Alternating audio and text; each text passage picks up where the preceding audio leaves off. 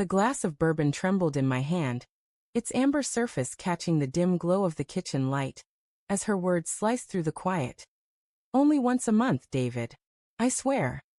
Her voice was soft, almost pleading, but it carried the weight of a confession that cracked my world open. I stood frozen, the air thick with the scent of her lavender perfume, and the betrayal she'd just laid bare. We'd been sitting at the oak table, the one we'd picked out together at that flea market in Burlington, laughing over its wobbly leg like it was some private joke. Now, that same table felt like a stage for a scene I hadn't rehearsed. My eyes darted to her hands, those delicate fingers twisting the hem of her sweater, a nervous tick I'd once found endearing. How many times had I ignored that same gesture when she dodged my questions about late nights at the office? Once a month, I repeated, my voice low, like I was testing the words for truth. My chest tightened, a dull ache spreading as if my heart were trying to claw its way out. With who, Claire? The question hung between us, sharp and heavy, like a blade waiting to fall. She looked away, her gaze settling on the window where rain streaked the glass, blurring the streetlights outside. The silence was louder than any answer she could have given. I thought of the past year. The way she'd started wearing that new perfume. The late-night texts she'd dismissed as work stuff. The sudden weekend trips to clear her head. I'd chalked it up to her promotion, to the stress of her new role at the firm. I'd been a fool. It's not what you think, she said finally, her voice barely above a whisper. Her green eyes, usually so steady, flickered with something, guilt maybe, or fear. It's not love. It's just something I needed. Something you needed?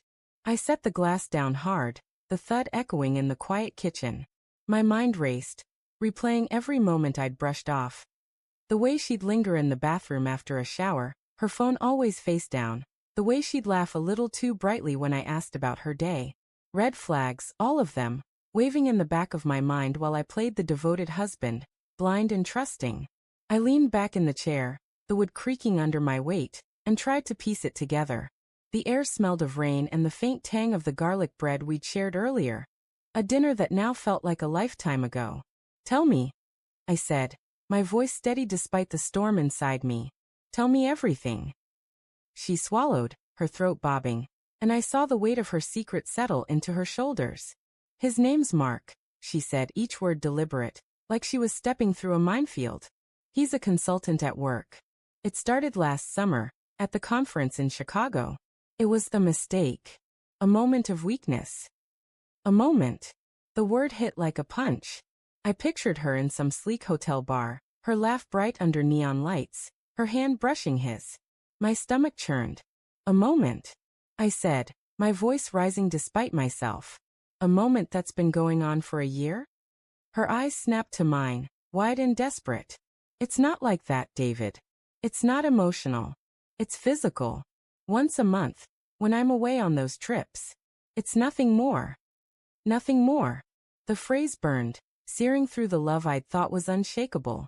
I thought of our wedding day, her white dress glowing in the July sun. The way she'd whispered forever against my lips. I thought of the nights we'd spent planning a future. Kids, a house by the lake, growing old together. Was it all a lie? Why? The word slipped out, raw and broken. I hated how small it made me sound.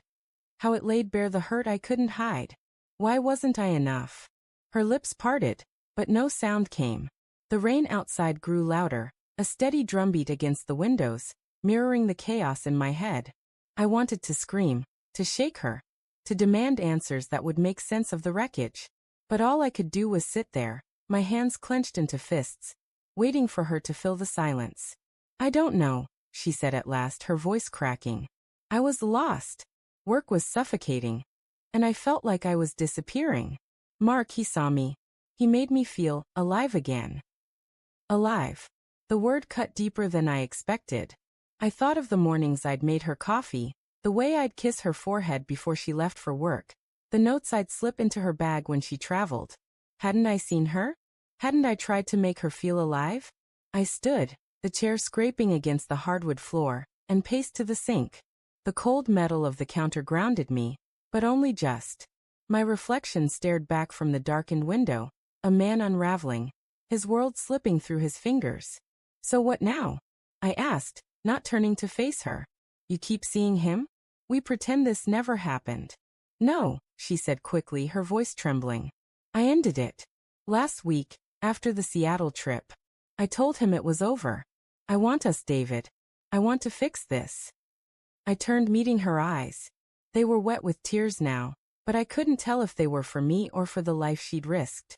Fix this, I said, my voice sharp. You think you can just say sorry, and we go back to normal? You broke us, Claire. She flinched, her hands twisting tighter in her sweater. I know, she whispered. But I love you.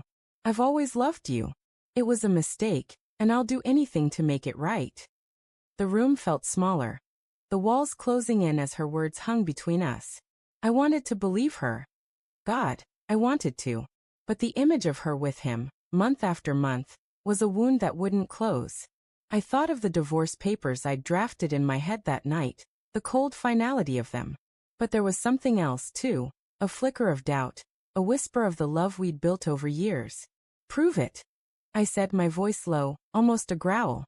Prove you want us. Her eyes widened, searching mine for a lifeline. How? She asked, her voice barely audible. I didn't answer. Not because I didn't know, but because I wasn't sure I could trust her to try. The rain slowed outside, leaving only the drip of the faucet and the weight of our silence. In that moment I saw her. Not the woman who'd betrayed me, but the one who'd once danced with me in the rain, who'd laughed until she cried over my terrible puns. And I hated how much I still loved her. I'll sleep in the guest room, I said finally, turning toward the hall. We'll talk tomorrow. As I walked away, her soft sob followed me, a sound that would haunt me through the night. The divorce papers were still just a thought, but they loomed like a shadow, waiting for me to decide if love could survive a betrayal this deep, or if some wounds were too raw to heal.